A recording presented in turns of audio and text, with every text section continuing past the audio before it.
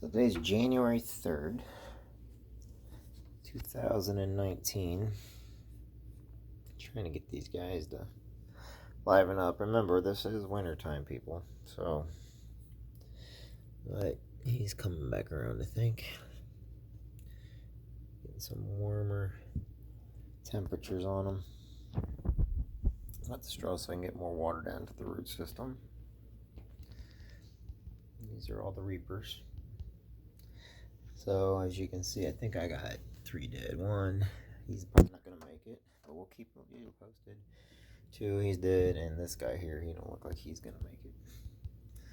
But we're gonna try though.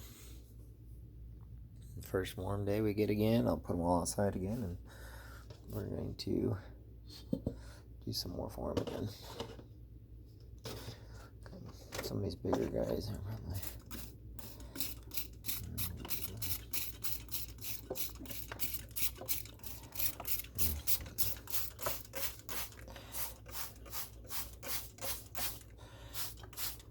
We'll see. Alrighty.